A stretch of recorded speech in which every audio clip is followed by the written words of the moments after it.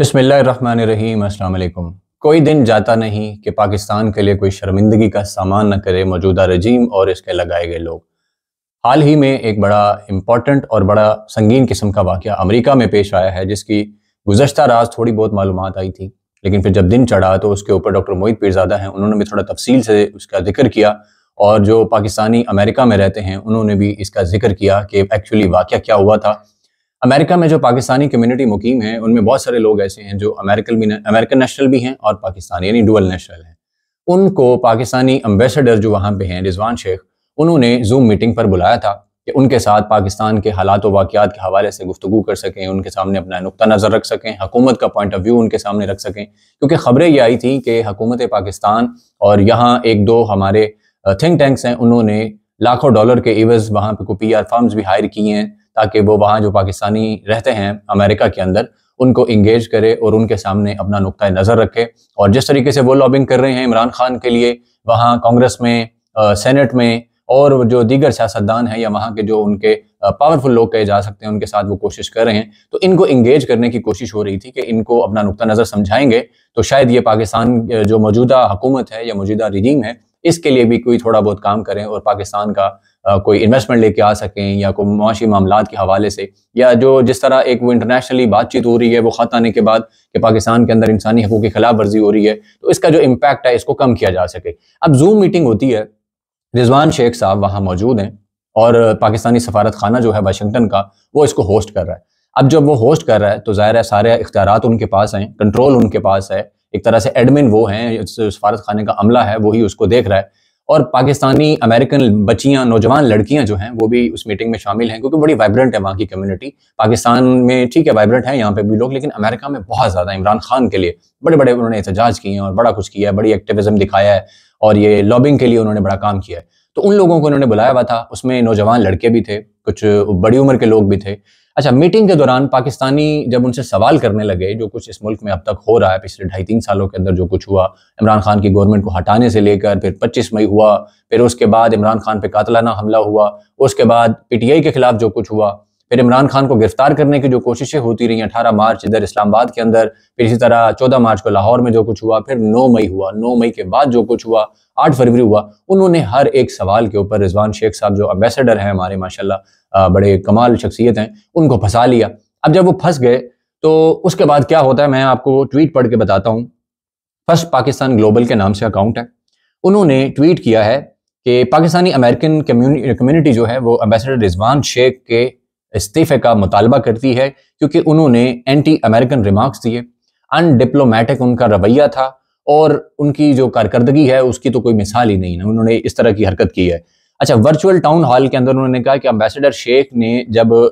Town hall के अंदर meeting ना हो सकी तो उन्होंने कहा कि जी ठीक है हम ऐसा करते हैं कि ब्रॉडकास्ट जो है जूम है उसके ऊपर आ जाते हैं। अच्छा, जूम के ऊपर जब हो रही थी उनके साथ लोग सवाल कर रहे थे, जब वो सवालों में फंस गए, मुश्किल सवालात हुए जब इंसानी हकूक़ के हवाले से, तो उन्होंने पूरी दुनिया को उसका मोरद इल्ज़ाम ठहराना शुरू कर दिया कि पूरी दुनिया का कसूर है और इस तरह की जब बातें की, अमेरिका को भी ब्लेम किया, तो उसके ऊपर फिर ज़ाहिर है पाकिस्तानी अमेरिकन जो है उन्होंने मजीद उन पर काउंटर सवाल किए। तो जब उनसे कोई जवाब बन ना पाया तो अचानक से क्या होता है जी, पॉर्न वीडियो, गंदी वीडियो प्ले हो जाती है। अब नौजवान बच्चियाँ बैठी हुई हैं, नौजवान लड़के हैं, बड़ी उम्र के लोग भी हैं, थोड़े बुजुर्ग उम्र के लोग भी हैं और पाकिस्तानी एम्बेसडर भी मौजूद है और पॉर्न वीडियो प्ले हो जाती है। आप अंदाज़ा करें कि ये सूरत हाल है माशाल्लाह से। एम्बेसडर मतलब एक कैसा ओहदा होता है, आपको आइडिया ही होगा। दुनिया में टॉप जो क्रीम होती है ये उनमें लोग होते हैं, फॉरेन ऑफिस के जो लोग हैं जो दुनिया भर में एम्बेसडर लगते हैं, हाईली क्वालिफाइड लोग होते हैं। फिर पाकिस्तान के इमेज की भी बात है और ये बात ज़ाहिर है ऐसे रहती तो नहीं, जिस तरह ट्वीट हो गए हैं। डॉक्टर मोहित पीरज़ादा है, उनका भी 2.3 मिलियन का अकाउंट है, बहुत सारे अमेरिकन सहाफ़ी उनको फॉलो करते हैं, बरतानवी, ऑस्ट्रेलियन, दुनिया भर के बहुत सारे जरीदों के लोग जो हैं, जरीदे उनको फॉलो करते हैं, तो ज़ाहिर है खबर तो हर तरफ जाएगी। सियासतदान भी ज़ाहिर उनको फॉलो करते हैं, तो बात तो हर तरफ फैलेगी। जब उन्होंने इसके ऊपर डिटेल में चीज़ लिखी है, सवाल उठाए हैं कि ये हरकत हुई है तो कैसे हुई है, मतलब कौन सोच सकता है इस तरह की हरकत कि मतलब आम छोटी मोटी मीटिंग्स में कोई इधर उधर ऐसी वैसी बात अगर कभी हो भी जाए ना तो भी लोग हैरानी का इजहार करते हैं कि मतलब कैसे ये इस तरह की नाअहली कोई कर सकता है कि बच्चियां मौजूद हैं, नौजवान मौजूद हैं और आप जब सवाल नहीं दे पा रहे तो अचानक से और फोन वीडियो प्ले हो जाती है और बाद में कहती गलती हो गई है। ऐसा कैसे हो सकता है? आप होस्ट कर रहे हैं, आपका इंजीनियर है पीछे, आपका टेक्निकल स्टाफ है, एडमिन आप हैं उसके, और आप वीडियो प्ले हो जाती है और वो गलती हो गई। अच्छा, उसके बाद वो कहते हैं कि ट्रांसनेशनल रिप्रेशन जो हुआ है, जो पाकिस्तान में ह्यूमन राइट्स अब्यूज हुए हैं, उसके ऊपर भी जनाब उन्होंने टफ क्वेश्चन जो है उनको अवॉइड किए और बड़ा ह्यूमिलिएटिंग तरीका उन्होंने और बड़ा अनएथिकल तरीका जो है वो उसको इस्तेमाल किया। और डेमोक्रेसी जितनी भी पाकिस्तान में जो कुछ हो रहा है पाकिस्तान के अंदर, तो उसको सारा कुछ इधर उधर डाल दिया। तो हम इस पे ना उनके इस्तीफे का मुतालबा करते हैं। वो ट्रेंड चला रहे हैं रिजवान शेख, रिजाइन रिजवान शेख और प्रो डेमोक्रेसी के नाम से। अच्छा, इसके ऊपर डॉक्टर मोहित पीरजादा ने जो ट्वीट किया है, मैं उसको एक दफ़ा आपके सामने पढ़ता हूँ। डॉक्टर मोहित पीरजादा ने लिखा है कि नाकाबिले यकीन किसने ये पोर्नोग्राफिक वीडियो जो है एम्बेसडर की जूम कॉल के दौरान चला दी। पोर्न बिल्कुल उस वक्त चलाया गया, पोर्न वीडियो, जब एम्बेसडर एक मुश्किल सवाल और मुश्किल सूरत हाल में फंस चुके थे और उनसे जवाब बन नहीं पा रहा था। तो मोहित पीरजादा कहते हैं कि मुझे लगता है कि ये कोई आउटसाइड जॉब है, क्योंकि जिस तरह पाकिस्तान में होता है उसकी मिसाल उन्होंने दी ना। पाकिस्तान में जिस तरह से इन वीडियोस का कारोबार होता है, जो लोग ये हरकतें करते हैं, जो रिकॉर्डिंग्स करते हैं, वो कहते हैं मुझे लगता है कि नहीं, वो सॉरी, वो कह रहे हैं कि मुझे नहीं लगता कि ये बाहर से हुआ है, क्योंकि जब पाकिस्तान एम्बेसी ही इसको सारा होस्ट कर रही थी, ऐप उनके कंट्रोल में थी और एडमिन वो थे, तो एम्बेसडर को अपनी शर्मिंदगी से बचाने के लिए उन्होंने ये हरकत कर दी। ज़ाहिर है बच्चियां बैठी हैं, लड़के बैठे हैं, तो एकदम खलबली मच गई होगी ना कि ये क्या हो गया। लोग क्विट करना शुरू हो गए होंगे, कुछ अगर रुके भी होंगे तो उन्होंने शोर शराबा किया होगा, तो सिचुएशन किसी और तरफ निकल गई, बात आई गई होगी। तो ये जनाब हरकत हुई। अच्छा, उसके बाद मोहित पीरजादा एक और चीज़ लिखते हैं आगे कि अफसोसनाक बात है कि ये जो पोर्न अटैक एम्बेसडर की तरफ से जो हुआ है, एम्बेसी की तरफ से,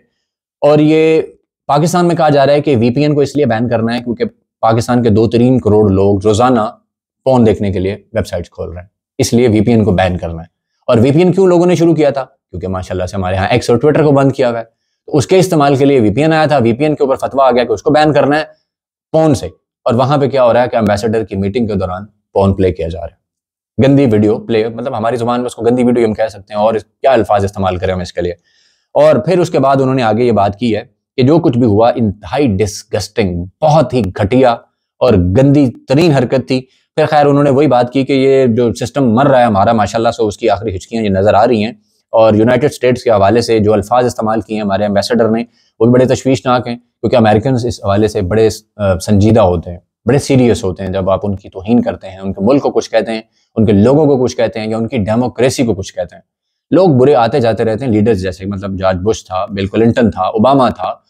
किसी को भी आप कुछ कह सकते हैं ना। जो बाइडन पाकिस्तानी कम्युनिटी उसको बहुत टारगेट करती है, लेकिन जब आप उनकी डेमोक्रेसी को कुछ कहते हैं, उनके लोगों को कुछ कहते हैं, उनकी जो एक यूनिटी की एक वजह है उसको कुछ कहते हैं, तो इस चीज़ पे वो बहुत ज़्यादा संजीदा होते हैं। खैर फिर आगे उन्होंने वही बात कर दी है कि पाकिस्तान में जो कुछ होता है, तो फिर ये मुझे लगता है कि ये वही माइंडसेट है जो यहाँ पे हो रहा है। और उन्होंने भी कहा है कि रिजवान शेख को अब रिजाइन करना चाहिए और उसकी जगह कोई ऐसा बंदा लाएं जो इंसान का बच्चा हो, जो डिसेंट हो, जिसको पता हो कि मेरी पोस्ट क्या है, मैंने काम कैसे करना है। तो ये हरकत किसी सूरत बर्दाश्त नहीं है। खैर उन्होंने पाकिस्तान गवर्नमेंट को भी टैग किया है और भी कुछ कम्युनिटीज को भी टैग किया है, लेकिन होना हुआ ना क्या है इस पे। अच्छा, ये जिस ट्वीट पे उन्होंने टैग किया है ये एक और अकाउंट है, तो ये भी डेमोक्रेसी के हवाले से एक अकाउंट बना हुआ है पाकिस्तानियों का। तो उन्होंने इसमें लिखा है कि really disappointed by the anti American rant of Rizwan Sheikh,